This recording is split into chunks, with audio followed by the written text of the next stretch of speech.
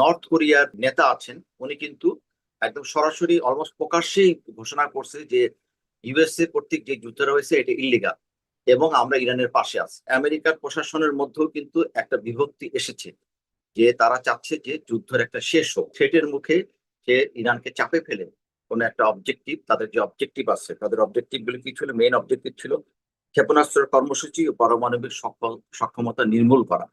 এটাই তো ultimately objective ইসরায়েলেরও এবং আমেরিকারও।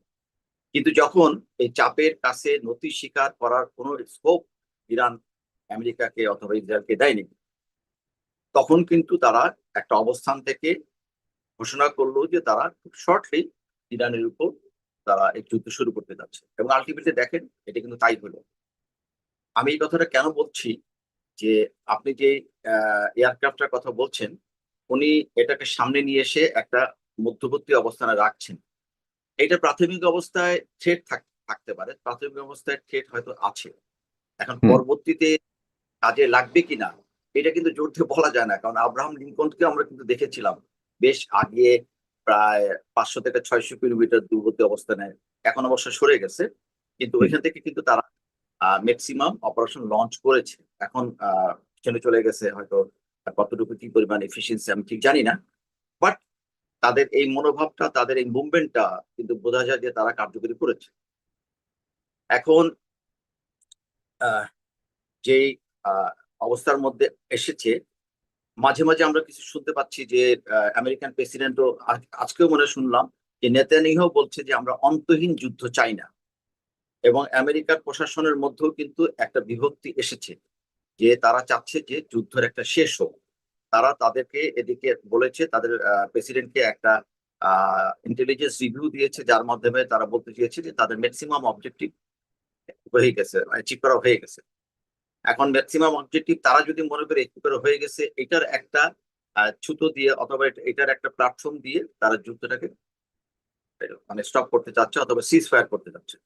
কিন্তু এটা নিয়ে হয়তো ইসরায়েলের সাথে তাদের একটু মতনৈক্য হচ্ছে না, যাই হোক আমরা যেতে চাচ্ছি। কারণ ইসরায়েলের যে আলটিমেট অবজেক্টিভ, যেটা আমি আগেও বলেছি, ক্ষেপণাস্ত্র, ইরানের ক্ষেপণাস্ত্র কর্মসূচি ও পারমাণবিক সক্ষমতা, এটা হলো একটা সক্ষমতা নষ্ট করা।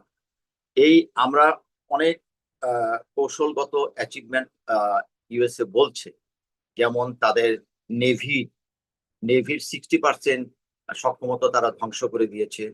তারা অন্যান্য মিসাইল লঞ্চিং যেই প্ল্যাটফর্ম গুলি আছে তারা তারা ধ্বংস করে ফেলেছে, এবং তাদের মিসাইল লঞ্চিং ক্যাপাসিটিটা 66% নষ্ট করে ফেলেছে।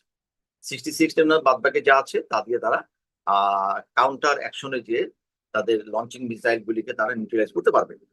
তো এই ক্ষেত্রে আহ, এই এই সমস্ত কথাগুলি কেন বলছি, এইরকম কিছু টার্গেট দিয়ে যদি তারা যুদ্ধের একটা সিজ ফায়ার অথবা তার কারণ তারা বুঝতে পারছে এখন যে দীর্ঘস্থায়ী যুদ্ধে তাদের কতটুকু ক্ষতি হতে পারে।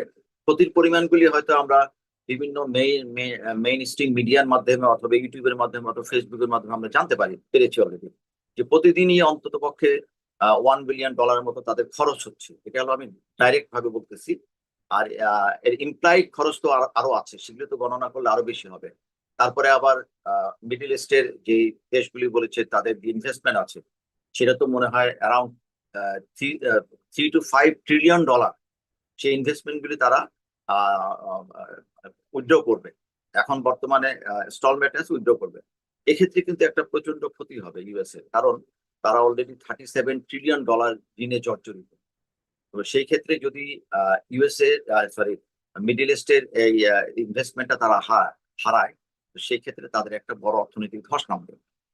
কিন্তু ইসরায়েল হয়তো এটার সাথে নাই। আমার কেন মনে হয় না এটার সাথে নাই, কারণ তারা পারমাণবিক কর্মসূচিকে রহিত করার জন্য অথবা ক্ষেপণাস্ত্র কর্মসূচি যে রহিত হয়েছে, অথবা তাদেরকে ডিস্টার্ব করতে পেরেছে, এই ধরনের কোনো আওয়াজ কিন্তু অথবা কোনো মেসেজ কিন্তু ইউএসএ থেকে পাইনি, ইসরায়েলের থেকেও পাইনি।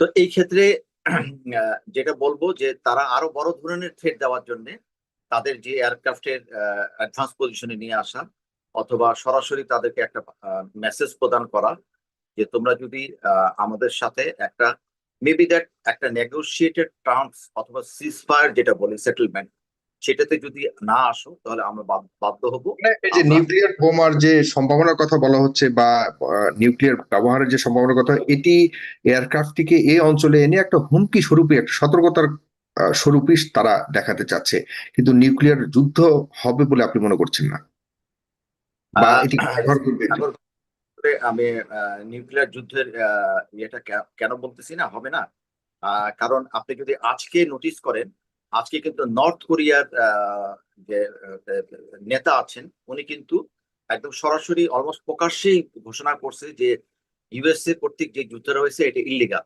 এবং আমরা ইরানের পাশে আছি। তো হুম। এক্ষেত্রে কিন্তু ইউএসএ নর্থ কোরিয়াকে একটা গণনায় সবসময় ধরে।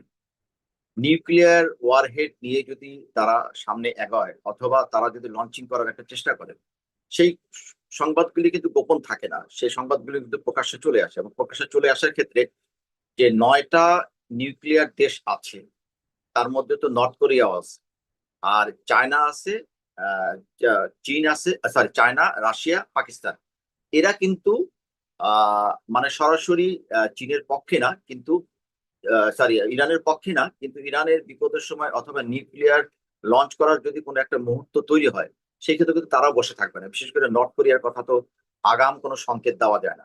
সুতরাং এই ক্ষেত্রে তাদের যে একটা বড় ধরনের বিপর্যয়, মানে বিশেষ করে মিডিল ইস্ট, আমি জানি না এর সক্ষমতা কি পরিমাণ তারা প্রয়োগ করলে কতটুকু এটা এফেক্ট করবে, but at least as a whole Middle East, যেখানে ইউএস এর মিত্ররা রয়েছে, মিত্র দেশরা রয়েছে, কারণ আপনি যদি ইরানের আশেপাশে যে দেশগুলি দেখেন এটা কিন্তু ইউএস এর মিত্র দেশ।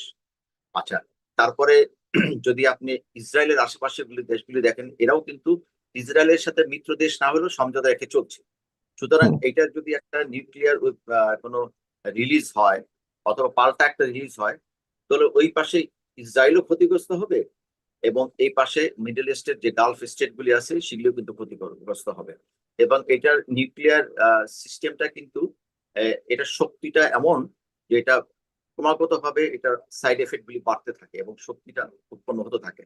সুতরাং এটা কোনো অঞ্চল ভিত্তিক বলা যাবে না যে কিন্তু আমি এটা পাল্টা পাল্টা আঘাত করবার মতো সেই অবস্থা কি ইরানের রয়েছে বলে মনে করেন, বা ইরান এটাকে কিভাবে প্রতিরোধ করবে যদি নিউক্লিয়ার এরকম? সম্পন্ন অর্জন করেনি, কিন্তু ইরানের যে মিত্র দেশগুলি আছে at least, তাদের তো আমি তো বললাম 3টা মিত্র দেশের কথা বললাম, চায়না, রাশিয়া, পাকিস্তান এবং নর্থ কোরিয়া, 4টার কথা যদি বলি, এরা তো একটা কাউন্টার হুমকি দিতেই পারে যে এটা যদি এই ক্ষেত্রে হয় তাহলে আমাদের ক্ষেত্রে তোমাদের এটা কিন্তু ভালো ফসল দিবে না। এবং নিউক্লিয়ার যার শক্তিধর দেশগুলি পুরোপুরি জানে যে একটা দেশ যদি থেকে যদি নিউক্লিয়ার পাওয়ার মানে অ্যাডপ্ট করা হয় অথবা অ্যাপ্লাই করা হয়, সেক্ষেত্রে এটার আফটার এফেক্ট যে কি হতে পারে, রিসিপ্রোকাল অ্যাক্টিভিটি যে কত ভয়ঙ্কর অথবা কঠিন হতে পারে, আহ, সেটা বিবেচনা করেও আমি অ্যাটলিস্ট আশা করতে চাই ফাইজুল ভাই, আমি অপটিমিস্টিক যে অ্যাটলিস্ট এরা দুইজন যদি একটু পাগলামি করছে, কিন্তু এই পাগলামিটা হয়তো তারা এই পর্যন্ত টেনে নিয়ে যাবে না বলে আমি বিশ্বাস করতে পছন্দ করতে চাই, বিশ্বাস করতে এই চাচ্ছি। মুহূর্তে এই মুহূর্তে আসলে দুই পক্ষের যুদ্ধের অবস্থা কি? ক্ষতির পরিমাণ তো উভয় পক্ষেই ব্যাপকভাবে হচ্ছে, এবং যুদ্ধ বন্ধ হওয়ার, এমনিতে বন্ধ হওয়ার সম্ভাবনা আপনি কতটুকু দেখছেন, বা ক্ষতির পরিমাণ কেমন দেখছেন?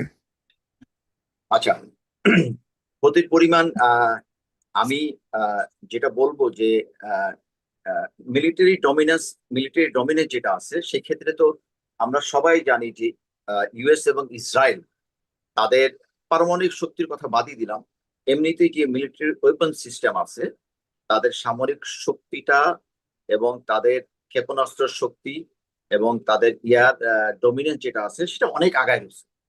তো এই ক্ষেত্রে ইরানের ক্ষেত্রে ক্ষয়ক্ষতিটা খুব বেশি হবে, এটা জানা কথা। হুম। যেমন তারা বলতেছে যে ইরানের 60% তাদের নেভাল ডিফেন্সটা নষ্ট করে দিয়েছে। তারপরে 66% যে মিসাইল সিস্টেম লঞ্চিং ক্যাপাবিলিটি নষ্ট করে দিয়েছে। হুম। এটা যদি আমরা ইরানের কাছ থেকে তার মানে রিকগনিশন অথবা তারা কোনো স্টেটমেন্ট দেয়নি, বাট আমরা ধরে নিতে পারি যে কাছাকাছিও যদি হয় হওয়াটাই স্বাভাবিক, কারণ 12 দিন হলো এক নাগারে এই আক্রমণটা চলতেছে। এই ক্ষেত্রে ইরানের হয়তো সাস্টেইন করার ক্যাপাবিলিটিটা অনেক বড়, কিন্তু তাদের তো ক্ষতি তো হচ্ছে। আচ্ছা, তারপরে মনে করেন যে আমেরিকা, ইউএস এবং ইসরায়েলের যে ক্ষতি হচ্ছে সেগুলি আমরা পুরোপুরি জানতে পারছি না, কারণ